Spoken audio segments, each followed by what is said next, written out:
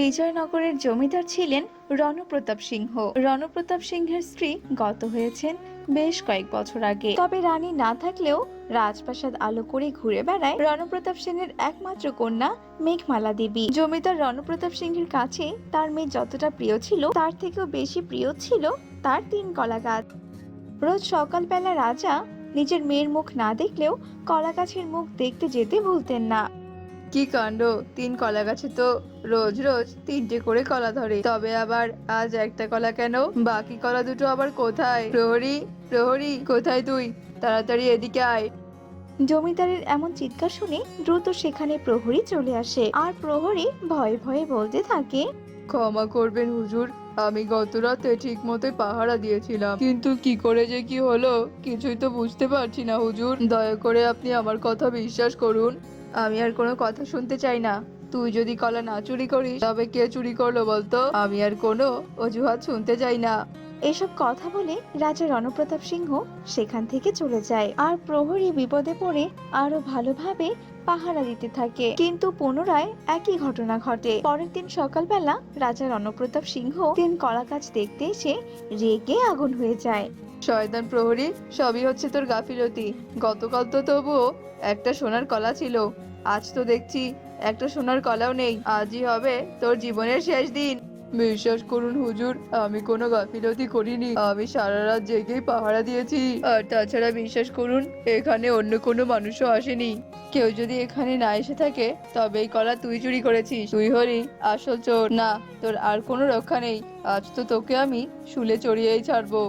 এসব কথা শুনে প্রহরী ভয় পেয়ে রাজার সামনে হাঁটু গেড়ে বসে অনুরোধ করতে থাকে। ঠিক তখনই সেখানে রাজকন্যা মেঘমালা দেবী চলে আসে। বাবা, তুমি শান্ত হও।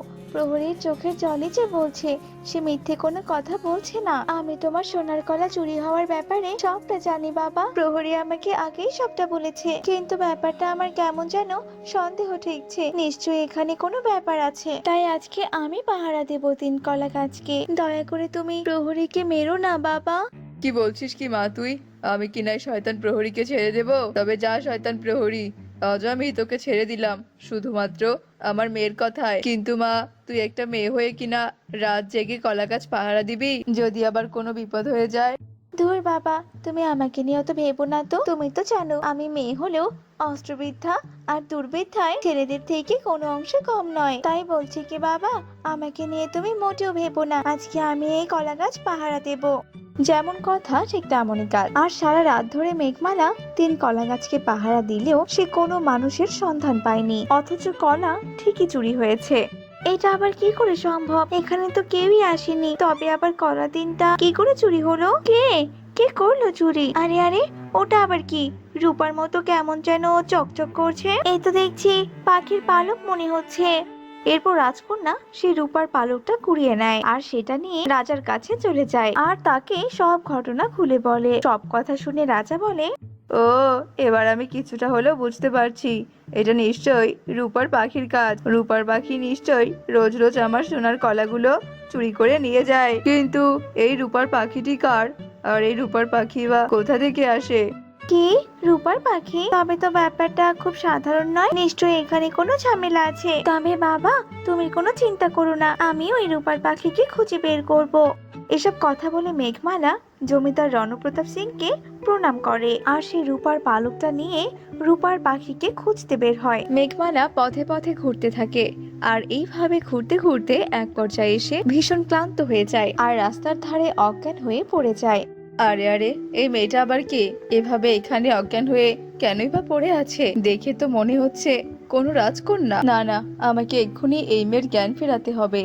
এরপর ভৈরবী মা মেঘমালার জ্ঞান ফেরায়, আর মেঘমালাকে পবিত্র জল খাইয়ে তার ক্লান্তি দূর করে। এবার বলতো বাছা, কে তুই? আর এমন নির্জন জায়গায় কেনই বা পড়েছিলি বলতো? এরপর মেঘমালার সব কথা ভৈরবী মাকে খুলে বলে, আর এসব কথা শুনে ভৈরবী বলে, বাছা, তুই যে রূপার পাখিকে এভাবে খুঁজে বেড়াচ্ছিস, আমি কিন্তু সেই রূপার পাখির সন্ধান জানি। ওই পাখি বারুদ পর্বতের গুহায় ডাকিনীর কাছে আছে, কিন্তু ডাকিনীর কবল থেকে ওই রূপার পাখিকে নিয়ে আসা তো খুবই কঠিন কাজ। রূপার পাখিকে আনতে হলে যে ডাকিনীকে হত্যা করতে হবে, আর ডাকিনীকে হত্যা করা যে অত সহজ নয়। ডাকিনীকে হত্যা করতে যে বিশেষ তলোয়ারের প্রয়োজন। এই নে বাছা সেই তলোয়ার। এই তলোয়ার দিয়ে তুই ডাকিনীর ধর থেকে তার মুন্ডুটা আলাদা করে দিবি, তবেই যে ডাকিনী শেষ, আর রূপার পাখি আনার পথ একদম পরিষ্কার। ও, তবে এই ব্যাপার। তবে যে আমার কোনো আর চিন্তা নেই। এবার আমি ওই দুষ্টু ডাকিনীকে হত্যা করে রূপার পাখিকে নিয়ে আসবই। সে তো আসবি, কিন্তু বাছা রূপার পাখিকে মুক্ত করে তুই আমার কাছে নিয়ে আসিস, কারণ ওই রূপার পাখির পেছনেও যে একটা রহস্য আছে। এরপর মেঘমালা তলোয়ার নিয়ে বারুদ পর্বতের উদ্দেশ্যে রওনা হয়। এরপর সে বারুদ পর্বতের গুহায় ডাকিনীর কাছে চলে যায়, আর সে বারুদ পর্বতের গুহায় খাঁচায় বন্দি সেই রূপার পাখিকেও দেখতে পায়। আরে আরে আরে আরে, কে কে রে তুই? আমার গুহায় এসেছিস কিনা স্বইচ্ছায় নিজের প্রাণ দিতে? তবে যে আজ তোর আর কোনো রক্ষে নেই রে। আমি তোকে চিবিয়ে চিবিয়ে খাবো। এসব কথা বলে ডাকিনী যেই না মেঘমালার দিকে এগিয়েছে, ঠিক তক্ষুনি মেঘমালা তলোয়ার দিয়ে ডাকিনীর ধর থেকে মুন্ডুটা আলাদা করে দেয়, তাও আবার এক কোপে। এরপর সে খাঁচা সহ রূপার পাখিটিকে নিয়ে ভৈরবী মায়ের কাছে আসে। আমি জানতাম বাছা তুই পারবি, আর তাই তো আমি এই দায়িত্বটা তোকে দিয়েছি। এবার যে রাজকুমারকে মুক্ত করতে হবে। এরপর ভৈরবী মা তার জাদুই লাঠি দিয়ে রূপার পাখিকে স্পর্শ করে, আর রূপার পাখি একটা সুন্দর রাজকুমারে পরিণত হয়। তোমায় অনেক অনেক ধন্যবাদ গো জমিদার কন্যা। অনেকদিন ধরেই আমি ওই দুষ্টু ডাকিনীর কবলে রূপার পাখি হয়ে বন্দি হয়েছিলাম, আর ওই শয়তান ডাকিনীর কবলে পড়ে আমি যে সোনার কলা চুরি করতে বাধ্য হয়েছিলাম। অবশেষে তুমি আমাকে মুক্ত করলে। আর ভৈরবী মা, আপনি যোগ্য মানুষকে যে দায়িত্বটা দিয়েছিলেন। তবে জমিদার কন্যা, তুমি যেহেতু আমাকে নতুন রূপ দিয়েছো, তবে আমি এই জীবনে সঙ্গী হিসেবে তোমাকেই চাই। তার আগে চলো আমরা তোমার বাবার কাছে যাই। তোমার বাবাকে সব কথা খুলে বলে আমি তার কাছে দু হাত পেতে তোমাকে চাইবো। এরপর রাজকুমার মেঘমালাকে নিয়ে জমিদার রণপ্রতাপ সিংহের কাছে যায়, আর জমিদারকে সব কথা খুলে বলে, আর মেঘমালাকে বিয়ে করার প্রস্তাব রাখে।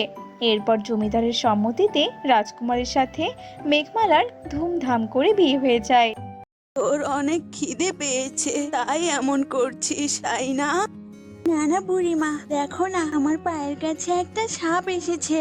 অনেকক্ষণ থেকে এখানে দাঁড়িয়ে আছে। ওই সাপটাকে দেখে আমার অনেক ভয় লাগছে। তুমি তো আমাকে এখানে দড়ি দিয়ে বেঁধে রেখে গেছো, তাই তো আমি এখান থেকে সরতেও পারছি না। কোথায় সাপ? এটা তো একটা ছোট্ট সাপের বাচ্চা। তুই একে ভয় পাস না। এই বাচ্চা সাপটা মনে হয় আঘাত পেয়েছে, কতটা ক্ষত লেগে আছে ওর গায়ে। এ কথা বলে সাপটিকে বুড়ি নিজের কোলে তুলে নিল। কি করছো বুড়িমা? তুমি এই বাচ্চা সাপটিকে নিজের কোলে কেন তুলে নিচ্ছ? ওই সাপটি যদি তোমাকে কামড়ে দেয় তাহলে তো তুমি এক্ষুনি মারা যাবে। তাড়াতাড়ি ওকে কোল থেকে নামাও বুড়িমা। না রে, কিছুই হবে না, তুই ভয় পাস না। ও আমাদের কিছুই করবে না, কারণ ও জানে আমি ওর ক্ষতি করব না, বরং ওকে সাহায্য করব। তাই চললে বুড়িমা, অনেক তো বেলা হয়ে গেল, আমাকে খাবার দেবে না? এই সাপটিকে দেখে আমি তোর খাবারের কথা ভুলে গিয়েছি। সাপটার গায়ে যেভাবে ক্ষত লেগে আছে, আচ্ছা আমি তোর গলা থেকে দড়িটা খুলে দিচ্ছি। তুই জঙ্গলে গিয়ে ঘাস পাতা খেয়ে আয়, ফিরে আসলে আমি তোকে খাবার দেব। বুড়ি ছাগলটির গলার দড়ি খুলে দিয়ে সাপটিকে নিয়ে সেখান থেকে চলে যায়। বুড়িমা আমাকে কত ভালোবাসতো, এখন এই বিষধর সাপটিকে পেয়ে বুড়িমা আমাকে ভুলেই যাচ্ছে। আমাকে এখন নিজের খাবার নিজেকেই খুঁজে নিতে হবে। কি অবস্থায় না হয়েছে সাপটার। আমি সাপটির ক্ষত স্থানে একটু হলুদের গুঁড়া লাগিয়ে দেই, তাহলে ওর ব্যথাটা অনেকটাই কমে যাবে। তারপর বুড়ি সাপটির অনেক যত্ন করতে লাগলো। ছাগল সারাদিন এদিক ওদিক ঘাস খেয়ে গেলে বাড়ি ফিরে এলো। বুড়িমা, ও বুড়িমা, তুমি তো আজ বিকেলে আমাকে গাছের পাতা পেড়ে দিলে না। ওই উঁচু গাছ থেকে তো আমি পাতাও পাড়তে পারি না। তুমি তো রোজ বিকেলে আমাকে পাতা পেড়ে দাও, তাহলে আজকে কেন দিলে না? এই সাপটার অনেক অসুখ রে, সারা গায়ে অনেক ক্ষত লেগে আছে। কোনো চিল বা বেজি ওর ওপর আক্রমণ করেছিল। ওকে একটু সুস্থ করে আমি তোকে খেতে দিচ্ছি। বুড়ির কথা শুনে ছাগলটি মন খারাপ করে গোয়াল ঘরে চলে গেল। এইদিকে বুড়ি সাপটিকে নিয়ে এতই ব্যস্ত ছিল যে ছাগলকে খাবার দেওয়ার কথাটাও ভুলে গেল। কি রে, তোর এখন কেমন লাগছে? কাল থেকে তো তুই কোনো কথাই বলিসনি আমার সাথে। বুড়িমা, তুমি কি আমার কথা বুঝতে পারবে? কেন পারবো না? সব পশু পাখির কথাই আমি বুঝতে পারি। তোরাই তো আমার সব, ওদের নিয়েই তো আমি পড়ে আছি। সত্যি তুমি অনেক ভালো গো বুড়িমা। বুড়িমা এখনো ওই সাপটিকে নিয়ে পড়ে আছে। সাপটিকে তো দেখছি বুড়িমা সাপটিকে কোলে করে নিয়ে আছে। তুই নিজে নিজেই চলে এসেছিস? কালকে তো আমি তোকে বেঁধে রাখতেই ভুলে গিয়েছিলাম। এখন তো তুমি আমার দিকে একটুও তাকাও না বুড়িমা। তুমি ওই সাপটিকে এখনো যেতে দাওনি। ওই সাপটিকে তুমি নিজের কাছে রেখো না। সাপটি যে কোনো সময় তোমার ক্ষতি করতে পারে। ওকে কোথায় যেতে দেব? দেখছিস না কত ছোট একটা বাচ্চা সাপ। তুই নিজের কথা ভুলে গেলি? তোকেও তো এত ছোট নিয়ে এসেছিলাম জঙ্গল থেকে। আমি তো তোমাকে দুধ দিতে পারি, কিন্তু ওই সাপ কি দেবে তোমাকে? তুমি শুধু শুধু ওই সাপটাকে নিজের কাছে রেখে দিয়েছো। ওর আমাকে কিছু দেওয়া লাগবে না, ও আমার কাছে এমনিতেই থাক। আজ থেকে ও আমার পোষা সাপ। সাপকে আবার কেউ পোষে নাকি? যেদিন ও তোমার কোনো ক্ষতি করবে সেদিন ঠিক তোমার ভুল তুমি বুঝতে পারবে। আজকে আমি আর তোমাকে কিচ্ছু বলবো না।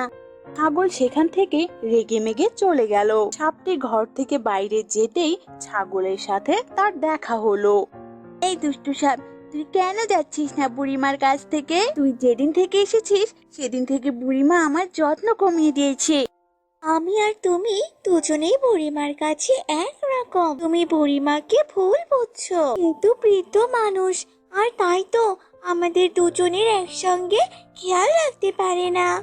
তুই আসার আগে তো এমন হয়নি। বুড়িমার যে কি হয়েছে কে জানে। তুই আবার বাইরে বেরিয়ে এলি কেন? বুড়িমা তো সারাক্ষণ কোলের কাছেই তোকে রেখে দেয়। বুড়িমার কোলের উপর বসে থাকলেই তো তোর খাবার জুটে যায়। এখন তো বুড়িমা আমার দুধ নিজে না খেয়ে তোকে খাইয়ে দেয়।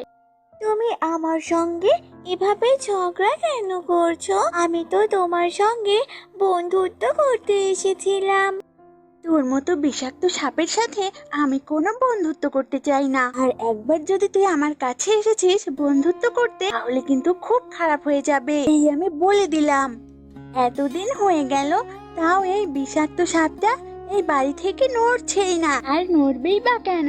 বুড়িমা যে যত্ন করে ওকে, এবার আমাকেই কিছু একটা করতে হবে। ছাগল একটা দুষ্টু পরিকল্পনা করে বুড়ির ঘরে গেল। গিয়ে ছাগল সাপটিকে নিজের পায়ে চেপে ধরলো। কি করছো তুমি? আমার অনেক ব্যথা লাগছে। আমাকে তুমি ছেড়ে দাও, ছেড়ে দাও আমাকে, ব্যথা লাগছে আমার। ছেড়ে দেব তোকে? অনেক জ্বালিয়েছিস আমাকে এই কয়টা দিন। আজকে তো আমার পায়ের আঘাতে তোকে আমি মেরেই ফেলবো। বুড়িমা, তুমি কোথায়? আমাকে তুমি বাঁচাও বুড়িমা, বাঁচাও আমাকে। সাপের চিৎকার শুনে বুড়িমা সেখানে চলে এলো। এ কি করছিস তুই? ওকে ছেড়ে দে, ও তো তোর শক্ত খুরের আঘাতে মরে যাবে। ছাগল বুড়িমার কথা শুনে সাপটিকে ছেড়ে দিল। আহারে, তুই সাপটিকে কেন আঘাত করলি? ও যদি তোকে কামড়ে দিত? না না বুড়িমা, আমি কি করে আমার বোনকে কামড়ে দিতে পারি বলো? ও ছোট থেকে হিংসুটে ছিল, কিন্তু আমি ওকে অনেক ভালোবাসতাম, আর আজও আমি ওকে ভালোবাসি। তাই তো আমি ওর সমস্ত আঘাত সহ্য করেছি। আমি তোর বোন হতে যাব কেন? তুই তো একটা সাপ আর আমি একটা ছাগল, এটা তো কোনো দিনও সম্ভব না। বুড়িমার কাছে আসার আগে কি তোর মনে ছিল যে তোর একটা বোনও ছিল? হ্যাঁ, আমার একটা বোন ছিল, কিন্তু সে তো হারিয়ে গিয়েছিল। আসলে আমি তো সে হারিয়ে যাওয়া বোন। সেই দিন আমার পায়ের নিচে এক নাগিন পড়ে, তারপর সে আমাকে কামড়ে দিতে চায়। তখনই আমি তার কাছে অনেক মিনতি করি। পরে সে আমাকে রেগে মেগে অভিশাপ দেয়, আর তার অভিশাপের জন্যই আমি এমন নাগিন হয়ে যাই। তুই তোর নিজের বোনকে এভাবে আঘাত করলি, আর এতদিন তোর এই বোনকে নিয়ে হিংসায় জ্বলছিলি। আমার অনেক ভুল হয়ে গেছে বোন, আমাকে ক্ষমা করে দে। আমি আর কখনো কারোর সাথে এভাবে হিংসে করব না। ছাগল এমনটা বলে কান্না শুরু করে দিল। তখনই সেই সাপ তার অভিশাপ থেকে মুক্ত হলো। যে সাপ থেকে একটা সুন্দর ছাগলে পরিণত হলো। আমি আজকে আমার অভিশাপ থেকে মুক্ত হয়ে গেলাম। আমার পোষা সাপ ছাগলে পরিণত হলো। আমার আজ থেকে দুটো ছাগল।